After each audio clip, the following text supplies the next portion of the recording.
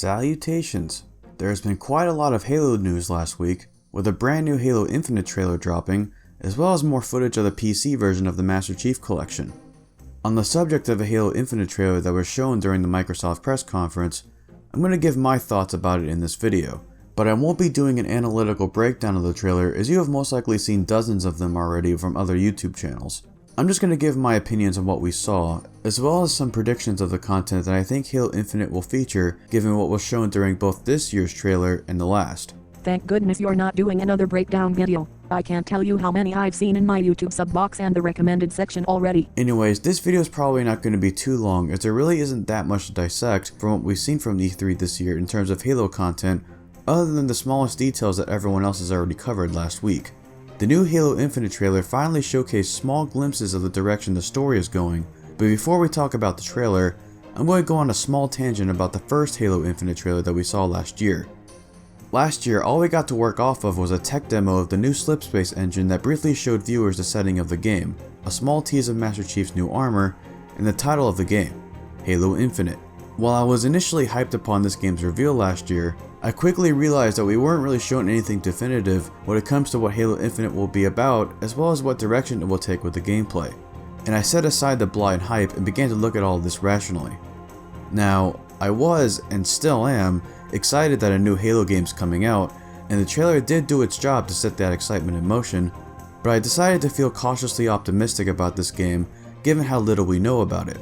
We can't just judge the quality of a game that's not due to release until holiday 2020 based on teasers like this, which brings me to this year's Halo Infinite trailer. This one offered slightly more context in regards to what's happening in this game. We're introduced to Echo 216, a Pelican pilot that has captured the hearts of a plethora of Halo fans, including my own. Just within this 5-minute trailer, I found myself caring for this individual a lot more than the entirety of Halo 5's Fireteam Osiris. You better have wished this breathtaking man a happy Father's Day because gosh darn it, he deserves it and more. His emotional range actually feels natural and human, and we finally see someone feel genuine excitement for the return of the Master Chief. Speaking of Big Green, we finally get to see the entirety of the new Generation 3 Mjolnir Mark 6 armor, and it's glorious.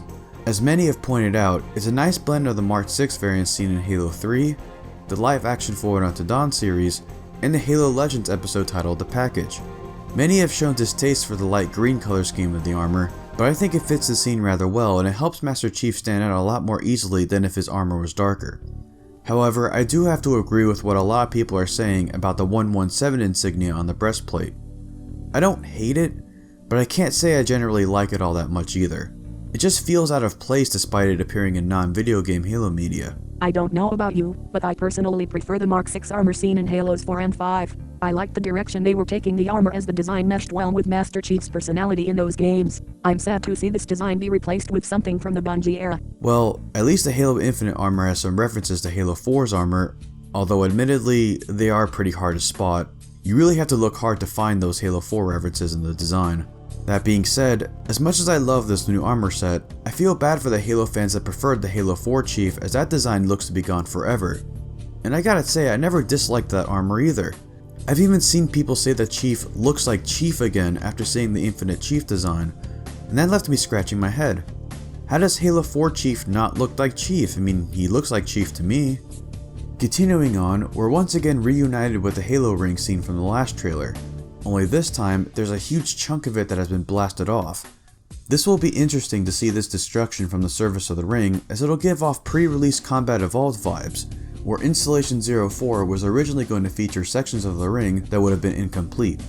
An EMP then strikes the Pelican, Chief delivers a very original trilogy-esque one-liner, grabs an MA-37 assault rifle, the variant seen in Halo Reach, and jumps out of the Pelican to a brand new mix of the Halo theme, which seems to take heavy inspiration from the Combat Evolved rendition of it, which just so happens to be my personal favorite version.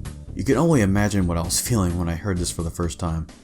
We finally see Chief in a new area that looks quite like the control room scene in Halos 1 and 3, with a new mix of Arrival from Halo 3 playing in the background. We see a holographic representation of the damaged ring displayed near the center of the room, followed by Cortana talking about how her and the Chief are still perfect for each other, and Chief still seems to want to convince Cortana to snap out of it and come back to him. He couldn't live with his own failure. Where did that bring him? Back to me. Yeah, you definitely look like a Thanos. My purple coloring really sells that up. For sure. Anyways, even after all this, which seems like a lot to digest, one thing remains painfully clear. We still don't know a lot about Halo Infinite. If anything, this trailer plants a lot more questions than it provides any answers. We still don't know all that much regarding what's going on with the story, and how there seems to be another massive time skip from the first trailer, which seemed to take place over a year prior to this one.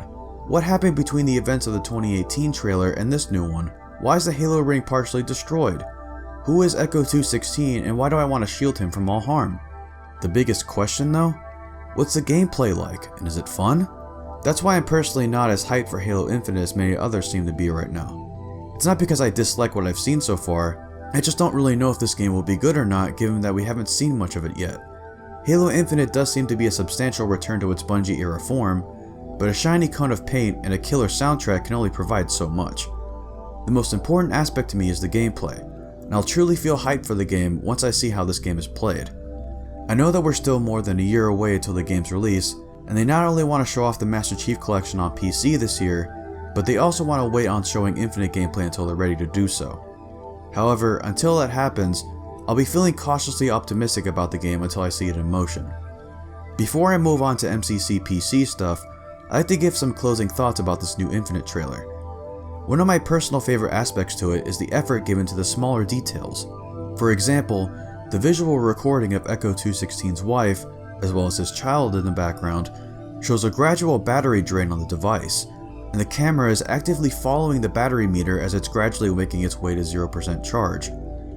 Another example is the entire boot up sequence of the Mjolnir suit, which shows a vast array of system checks and even displays the armor's generation and the dates of the armor's creation and the last time it was updated by Dr. Halsey. That stupid meddler. Why does she have to keep getting in my way? Just leave me the hell alone already. I'm trying to bring balance to the universe. Thanos, please be quiet.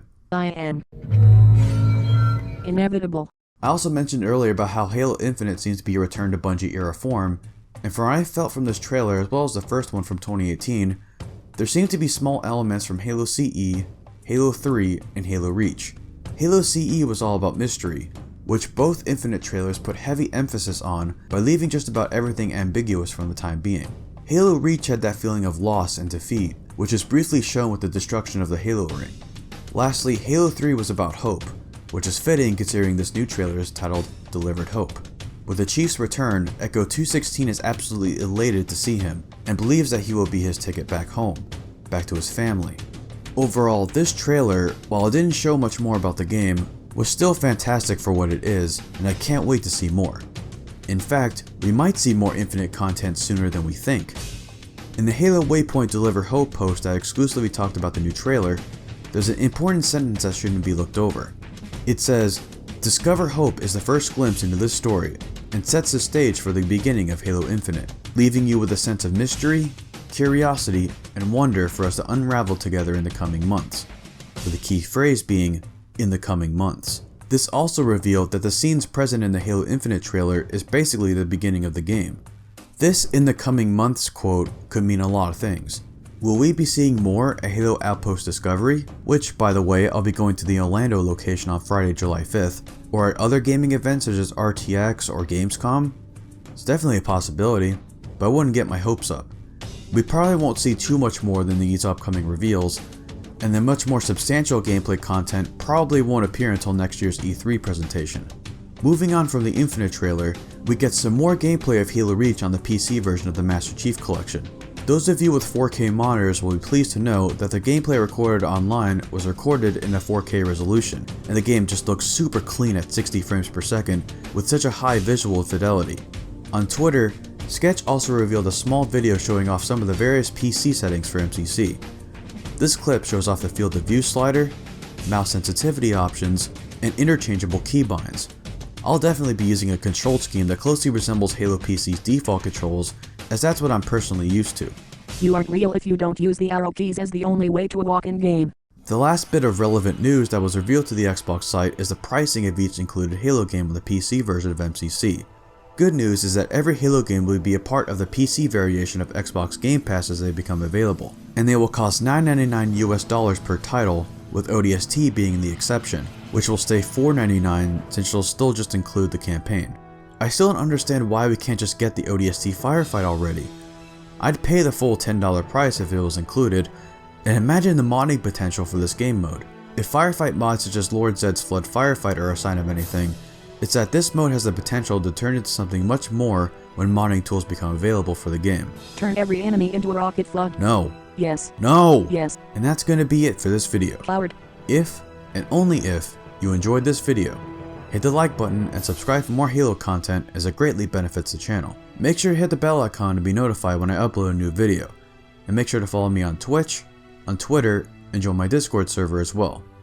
I also have a Patreon account where you can voluntarily donate however much money you'd like to further support the Vengeful Vadam. Shoutouts go to the following patrons: Storm from Storm and Blackbird, Pablo Escobar, Sunny Boy, and Thrinmon. This is the Vengeful Vadam, and I'll see you on the great journey. Ciao.